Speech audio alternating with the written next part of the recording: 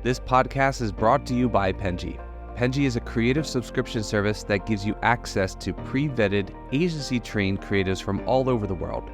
From graphic design to illustrations to social media management and web development, it's all included for one monthly price. It's time to say goodbye to the hassle of searching for top-notch creative talent. With Penji, you get quality and consistency delivered right to your inbox every day, carefully crafted for you by humans. So meet your new creative team today. Head over to penji.co for more and enter the coupon code located within the podcast show notes.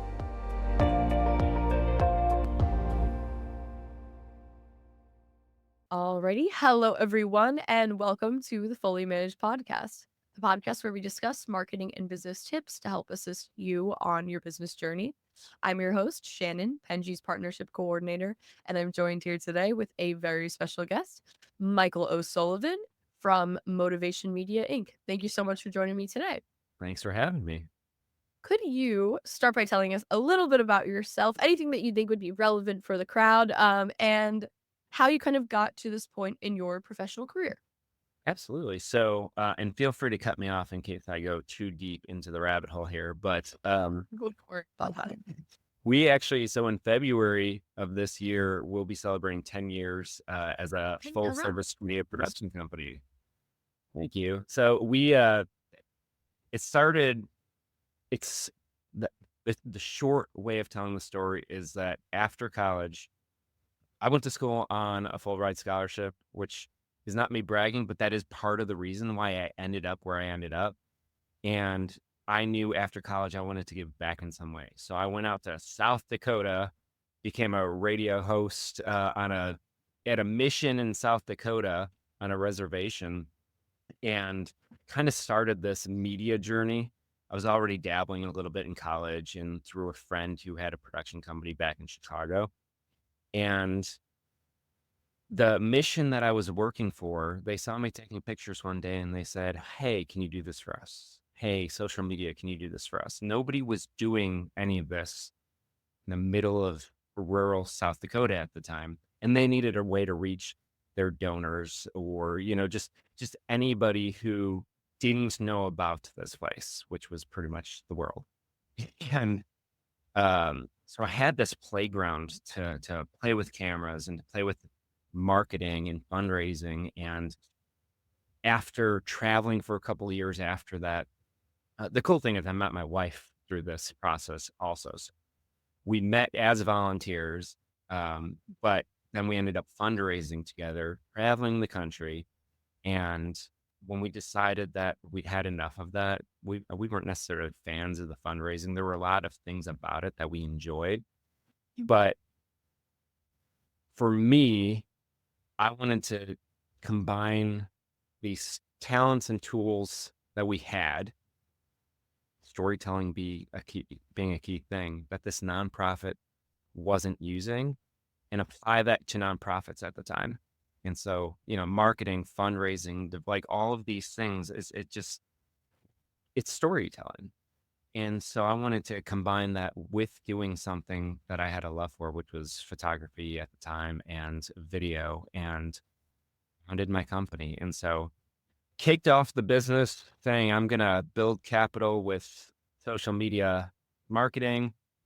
I moved to Mobile, Alabama 10 years ago, unless you had a Facebook page, like you were kind of an exception, right? And so I was trying to convince people in a town where my wife was from, but I knew nobody outside of my in-laws, that, hey, this is a good idea and this is the future. And after about 6 months of that, I'm like, you know what I can market? Video. And so I started the video component of the business and really kind of went really deep in that and said, this is the way forward for us, because we can apply this as things like social media become adopted in places where it necessarily hadn't yet. So a long way to say, now we're a whole service video production company. We create marketing videos, a lot of short form content, but I would say between that short form content and storytelling, like those are our niches. And we believe that not just video, but story works in every industry. And we've seen that from the nonprofit space to manufacturing to medical. And I'm just, anyway, if you're trying to tell a story, like it works. It's just, Yeah. No, I definitely agree with that. So, when you were starting out in like a new space, how were you able to market yourself to people that you were kind of trying to look for clients? Sure. So it started off with a lot of hoping and praying and crossing my fingers. Um, Mobile, and Mobile's not an exception, right? There are a lot of cities where your name matters. Mhm. And I didn't marry into a family where the last name mattered. And Mhm. so it took a lot of hustle. And so that meant connecting with my wife's family and friends, and which opened me up to this world of networking and telling my own story and taking lots of meetings, or really just like I had to be very persistent to get to the point where 10 years in, we really don't market ourselves. This 10th year, we're changing that for the first time ever, but we really haven't marketed ourselves. It's all been word of mouth and referrals from previous business, but that didn't come without making those relationships. So by the time that COVID hit, I'd been out in this market and had made enough connections and had been preaching about this storytelling and video thing long enough, that people were ready, and they were kind of forced into it. But all of a sudden, it was that aha, this makes sense. Yeah, no, that makes a lot of sense. Yeah, cool. You're doing great. And I think that that is a testament to community and making sure that you have connections there because I referrals are everything in this kind of business, agency business, media, anything under the sun in that area. I think really for business in general. And to have a good reputation is what goes most important in that area. So you need people to enjoy your service and like working with you, but also have good results. And so once you get that, you have your foot in the door to talk to more people who are related to those people and so on. And you'll never meet everybody, obviously, but there was a fun moment. It was probably about that 4 or 5 year mark where I remember having a conversation with my wife and like, I think I know more people in town than you. She grew up here, and I mean, there was a lot of people who I grew up in Florida who she absolutely does. But I reached a point where we would go out, and I'd run into somebody, and she's like, "Who's that?" I'm like, "Oh, you don't know?" So, That's really sweet though. That means it's working. yeah, The marketing's working. absolutely. When you were trying to advertise yourself in the beginning by showing good video, what kind of content were you creating that was capturing people's attention and was kind of delivering value in a way that it was showing them that they would want to use your service?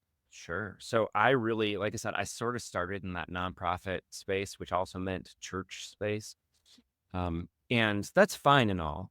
But I reached a point where I'm like, this isn't going to support us long term. This could grow, but I don't think we're in the right market for this to be sustainable. And so there was a lot of that where I was just kind of doing this free stuff. But I think that what changed our business was landing what I would consider our first big client, which was Goodwill Easter Seals at the time. And they were working with a development company out of California. And essentially their program was within this program, they needed a 7.5 minute long video. I'm like, okay, cool. But they needed to tell 3 stories in that 7.5 minutes. And I was already going down the rabbit holes of storytelling, but there's something that clicked in my brain working on that project. I was like, oh, we can tell compelling stories in a short amount of time. And it doesn't have to be a recap video. Mhm. We can move people emotionally to action, whatever, but we can create impact in a short amount of time. A lot of the companies that I had followed up until that point who, um, competitors, inspiration, whatever, they were doing longer form content. I'm like, well, Mhm. anybody can. story if they've got 10, 20 minutes to do it. And so it hadn't clicked yet that, oh, you can do this in short form and it doesn't have to be a 15, 30-second commercial or a documentary. You can do this in a couple of minutes and really create, like I said, great impact. What was So it oh, that I think that answered my question because what's really cool about that I think is that you challenge yourself to be able to tell a story in such a short amount of time, but that also kind of, I'm assuming, inspired you to do that in the future, which is really cool because it was kind of ahead of the time of now short form content is like the most popular form of advertising.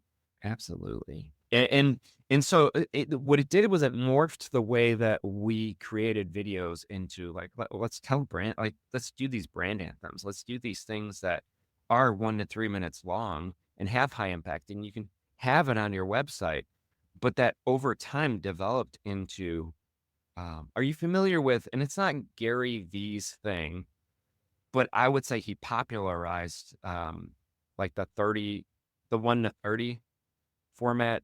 I misnaming it, Relatively.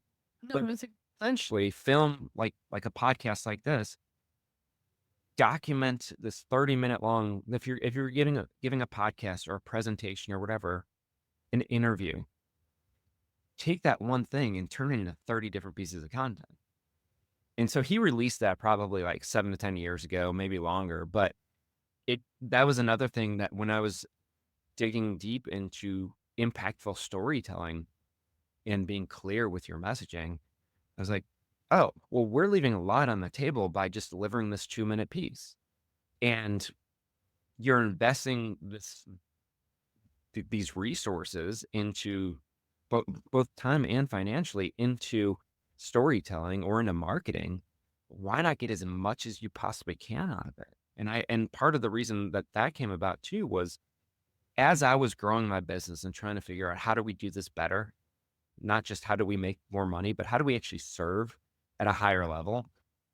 In a lot of forums with other video creators, one of the common complaints was that clients would come back asking for all this extra footage and them trying to strong arm like, hey, well, you didn't pay for that and all this other stuff. I'm like, well, what if it was just included? What if we created this expectation that yes, you're coming to us for this one thing, but you're going to get these other things as well, like these 15-second piece, 30-second pieces, because it's good stuff. It just didn't fit for this one thing that you specifically hired us for. And that has worked really well, especially with some of our bigger clients where they're just like, this just makes sense. Like we want it all. And rather than us having come back and do it, now they've got months worth of content up front. So is this kind of similar? Okay, so if I'm getting this right, are you creating something that's long form that you can create into smaller portions of video, or are you creating all of this content separately at once? So, um, so I'll just give you an example. Our biggest client, we will film several interviews over the course of 1 to 3 days. And then each of those interviews will get a 2 to 3 minute long form piece, if you will. Mm. And then we'll turn those into a whole bunch of 15 and 30-second spots. Okay. So that, and it really depends on if a team that we're working with has a marketing team or a marketing budget, beyond just hiring us. Are they doing it? Do they have money to spend on advertising? If so, those 15-second pieces have been serving them really well. Those 30 seconds too. At least that's the feedback we've gotten. We still will create things that are outside the scope of that, but try to keep it under a minute for, social media, for YouTube Shorts, Instagram, all that stuff. And anyway, it's just taking this, hey, it's collecting dust on the shelf and turning it into something that we all will win with. Yeah, no, that's incredible because you have the ability to put that on many different platforms and you're also already in the mindset of working on that specific job. So you have all of these different pieces to create from this one piece, which is like if that long form piece or whatever it may be is not as successful, you still have all this other content created from it that may gain views or gain traction or whatever it may be. And it's also like people can try more things if And it's something isn't successful. So, and it's different parts of the funnel, right? So like those short form pieces are hopefully going to get you into a funnel. And then when you want to dig deeper, you can watch that longer piece and be like, now I'm really invested. So kind of how we look at it. And honestly, like I said earlier, like we've relied on word of mouth up until this point, but this year, um, we really want to become intentional and strategic about what are we actually putting out. That's kind of a goal by Q2, which I can't believe Yes. in Q. Well, it's really nice to have been able to not have relied on that for so long. I mean, it's definitely going to be a change, I'm sure, but it's really nice to know that you were able to build this audience through word of mouth because I think that's what everyone kind of wants to end at some point. Um, because that's you're not only getting clients that are adjacent to ones you've had previously, which usually means you've had a good taste in your mouth about them. They've had the same about you. Um, so that means just more successful campaigns, which Yeah. is fantastic. And what's cool too, in my opinion, is the like if we have stayed busy by word of mouth, what happens if we actually try? And I think that, Exactly. we have worked with brands in the past where I'm like, well, and we've managed their social media and their content. And they're like, well, this just it isn't working. And a lot of that had more to do with it had more to do with I don't want to say that we didn't have anything to do with that, but it had more to do with like they were constantly restructuring and there were a lot of moving parts where it made more sense for them ultimately, and I don't think they're doing this at the moment even, but to have their own person on the ground and feed us some of that stuff so we can produce it. Um, we did grow their social following, I will say that. But they had built a brand over the last 15, 20 years that was going to be successful with or without us because they had a solid reputation. We were just helping add to that.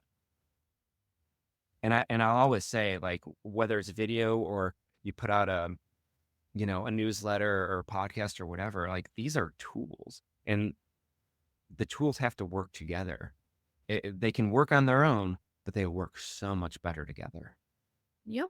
I definitely agree with that. I think that there's so many ways to market a business, and I think that you kind of have to utilize all of them in if you really want to reach people. There's so many and people think that it might be a lot of work, and in a way it is, but at the same time there's so many, like you said, there's so many ways of creating from one piece Mhm. that people don't realize, and it doesn't take as much work as it would to create all these separate pieces. Right.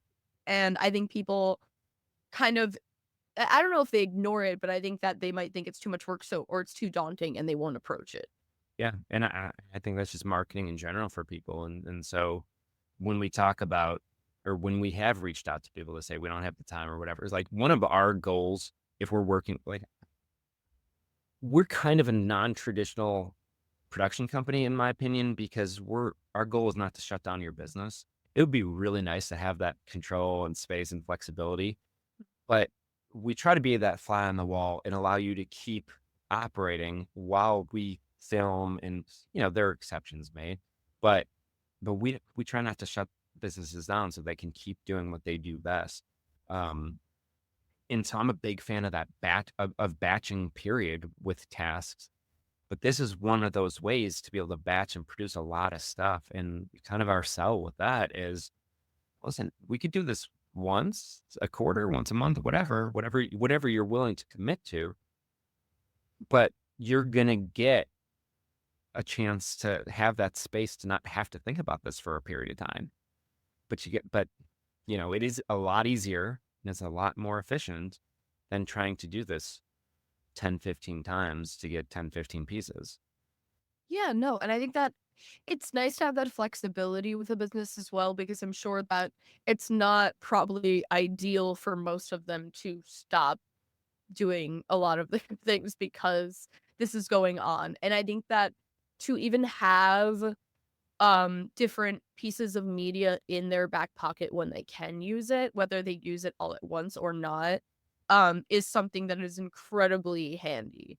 And I don't think that it doesn't have to be something that's utilized immediately. It's something that maybe when they have the time or the ability to put resources towards it to be able to produce it on a regular basis, or where it's going to funnel down and create actual successful outcomes, they sometimes need to do that at a specific time and place. And maybe they were overzealous in contacting someone to do this for them, and they can't put it out at that time. But I don't think that it has to go to waste just because it's not the right Mm. time for them. I'm a big proponent for even if you can't, even if you're not doing this for any time specific thing, what's the harm in having that library of content or footage? Yeah, like, There's it, no harm, especially if it's storytelling. It's not going to change. It's absolutely. different from content being made for something that's topical, of course. Absolutely. As long as something, even if something is time specific, right? Like maybe not giving specific dates, but how many people have been doing this for years and they'll post some of these old clips because the information is timeless, like, or to reflect back on here's where we've come from. Like there's all sorts of ways that like you can repurpose content. Heck, turn off the audio and just show show you in action. I mean, there's anyway, I nerd out of this stuff. So That's incredible. It's also very cool and a testament to you guys to be able to create timeless content, because I think that's something that is definitely difficult for a lot of people to do. And I think that because short form media is so popular right now, a lot of people are not creating that kind of timeless content because they're wanting to comment on things and be topical and be relevant. But I don't know if that's always the best strategy for specific companies. Of course, for many there it might be. But for a lot, I think, or for most, timeless media, I think will work like 9 out of 10 times. well, a lot of, I mean, there are a lot of companies that obviously have the budgets to be able to keep doing this, right? Year over year, they're going to have the marketing budget. There are a lot of companies that don't. And so they have to be very intentional of if we're going to be investing this money into creating this stuff, we need it to work. And I've seen some competitors put out the trendy stuff, like not necessarily like the dancing stuff, the content, but like I would say the equivalent to that. And I think that that's a nice hook now. But the question that we try to ask internally is if we're going to be creating content for ourselves, it's not that we shouldn't explore what is trendy in the moment, but if it doesn't serve a purpose, then why are we doing it? Hmm. Because we just wanted to have fun. Okay. Like, I'm not saying there's anything wrong with that, but if we're going to be spending time and resources to even put out our own stuff, then hopefully it's going to do more than just get a laugh. Yeah, no, 100%. I think a lot of people do worry about what's trendy more than serving an actual purpose. And I don't think there's necessarily anything wrong with trends or staying updated on them. But I think that um, a lot of people, when they focus on them or center their content around those specifically, they sometimes miss the mark on catering to their audience. I mean, unless that's your thing, maybe that's your Yeah, of thing. course. Cool. That's awesome. No, I definitely agree. Well, I wanted to actually go back to this because I was really curious about it. Okay, so you said that you started doing kind of more things that were like pro bono when you started because that was just the space that you were in. Mhm. Um if someone has the money to do that and they are trying to market themselves or prove that they're able to do the work in which they're advertising, do you recommend that someone do that? Like, do you think that it's a do you think that's almost maybe it wasn't a strategy specifically for you, it was just something that ended up working out, to build connections, but do you think that that is a useful strategy for people to utilize when, You like, pro bono. early on? I mean, we still do pro bono work. And we've fortunately have reached a point where we don't have to. Um, part of the reason we still do is because it's community outreach. So it still generates a lot of conversations.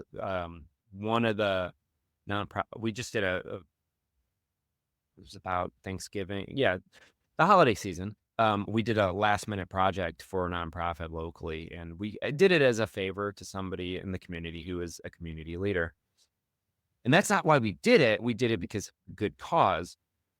But between now this guy uh, who manages a bunch of stores and this nonprofit who I think he sits on the board of, like the founder of that nonprofit is like singing our praises. That's very She sweet. from their board is singing our Mhm. praises, and they just posted some of these videos literally on New Year's Eve.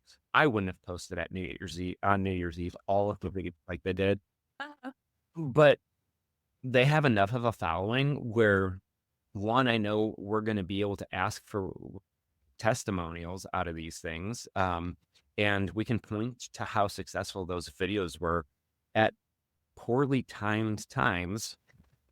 They still performed really well considering when they did this.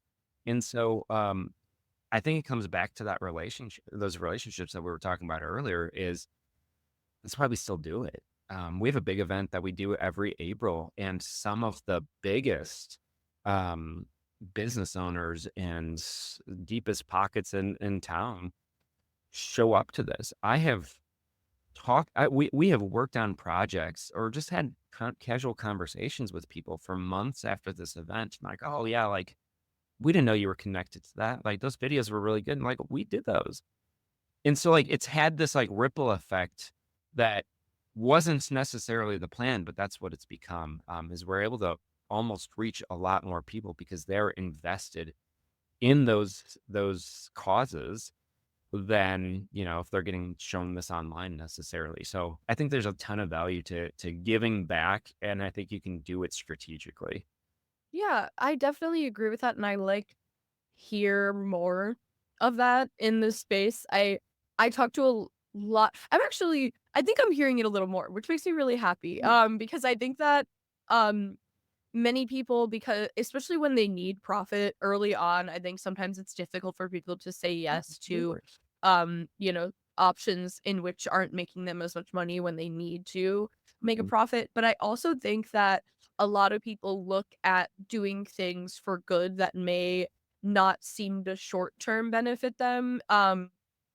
They see it as a cause that isn't worth it, and I don't think that's true, and I am happy to see more of this in this Sure. space because I do think that yes, think people should do things out of the goodness of their heart, but that isn't always a space that someone can be in financially, um, but I don't think that a lot of people look at it in a way of like you can have something to gain from this regardless of whether that's your motive for doing it in the first place, and having connections like that, regardless of if that immediate connection is making you money, there's so many other people that are around that can see that and see that you're making not only good content, but also that maybe they just know this person and they hear that they had a Right. good experience from you. And that's so important and But I crucial. think it creates a much deeper relationship with not certainly the people who you're working with and who you get to serve, but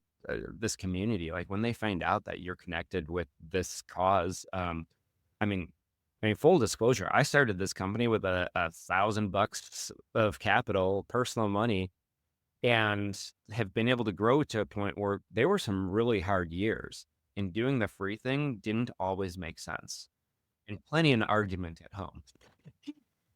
Because, this is taking up valuable time. It would be easier to get that short win.